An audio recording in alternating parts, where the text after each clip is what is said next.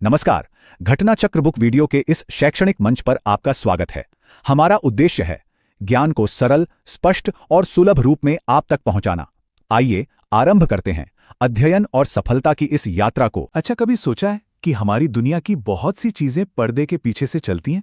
आज हम एक ऐसी ही संस्था की बात करेंगे, अंतर्राष्ट्रीय समुद्री संगठन, जिसे हम आईएमओ के नाम से जानते हैं।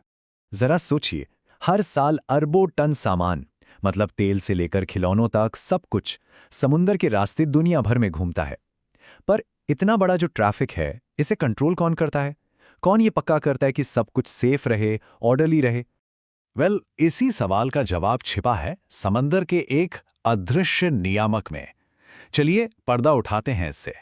तो ये अदृश्य नियामक कोई और नहीं बल्कि अंतर्राष्ट्रीय समुद्री संगठन है, शॉर्ट में कहे तो आईएमओ।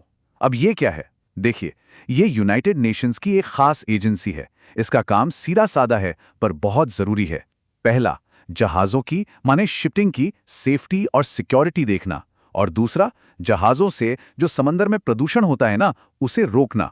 मतलब एक तरह से ये समंदर का ग्लोबल ट्रैफिक कंट्रोलर है। तो सवाल यह है कि आईएमओ असल में करता क्या है? इसे समझने के लिए हम इसके काम को कह सकते हैं 3 मेन पिलर्स में बांट सकते हैं।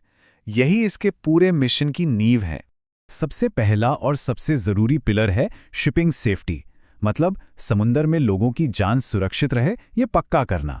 दूसरा है एनवायरमेंटल प्रोटेक्शन, सीधा मतलब जहाज़ों से होने वाले पोल्यूशन को रोकना। और तीसरा, वो बनाते हैं मैरीटाइम स्टैंडर्ड्स, यानी ऐसे नियम जिससे पूरी दुनिया में जो व्यापार हो रहा है वो सबके लिए एक जैसा और आसान हो। अब नाम में ही अंतर्राष्ट्रीय है, तो ये तो साफ है कि ये एक ग्लोबल ऑर्गेनाइजेशन है। पर इसका दायरा असल में कितना बड़ा है? चलिए इसकी पहुंच को जरा और करीब से देखते हैं। 176, जी हाँ, दुनिया के 176 देश आईएमओ के सदस्य हैं। सोचिए जरा, ये दिखाता है कि समंदर के नियमों को लेकर पूरी दुनिया में कितनी जबरदस्त एकता है। मतलब लगभग पूरी दुनिया ने इन स्टैंडर्ड्स को मानने का वादा किया है। और पता है, इस ग्लोबल टीम में भारत का रोल बहुत खास रहा है। भारत 1959 में ही इसका मेंबर बन गया था, और ये वही साल था जब आईएमओ की पहली असेंबली हुई थी। मतलब भारत बिल्कुल शुरुआत से ही इस ग्लोबल कोशिश का एक अहम हिस्सा रहा है। अच्छा, इस ऑर्गेनाइजेशन के बारे में कुछ और क्विक फैक्ट्स। इसका हेडक्वार्टर है लंदन, यूके में, और इसके जो अभी के सेक्रेटरी जनरल हैं वो पनामा के आर्सेनियो डोमिंगेज हैं, जिन्होंने 2024 में ही अपना काम संभाला है। तो अब जब हम ये समझ गए हैं कि आईएमओ क्या करता है और क्यों जरूरी है, तो चलिए जरा टाइम में पीछे चलते हैं। देखते हैं कि सब शुरू कैसे हुआ, इसकी कहानी क्या है। तो इसकी शुरुआत होती है 1948 में जिनेवा में, जब ये संगठन बना। लेकिन इसके नियम यानी इसका कन्वेंशन लागू होने में 10 साल लगे। वो हुआ 1958 में।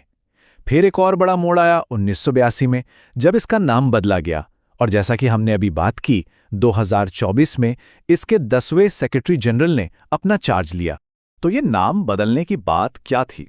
देखिए, 1982 तक इसे IMCO के नाम से जाना जाता था।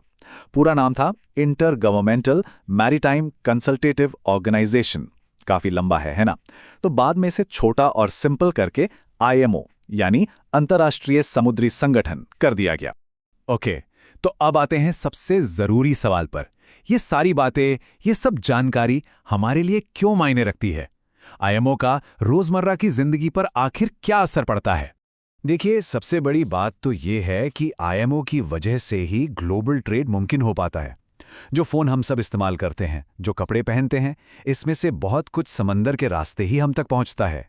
इसके अलावा ये हमारे महासागरों को प्रदूषण से बचाता है, जो नाविक हैं उनकी सेफ्टी के लिए नियम बनाता है, और जहाज़ों को खतरों से भी बचाता है।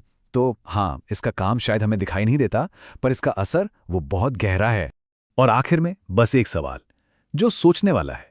अगर समंदर को कंट्रोल करने के लिए कोई ऐसी ग्लोबल संस्था नहीं होती तो हमारी आज की दुनिया कैसी होती? शायद बहुत ज्यादा केओटिक, अनसेफ और प्रदूषित। आईएमओ का काम हमें यही याद दिलाता है कि ये दुनिया आपसी सहयोग से ही चलती है।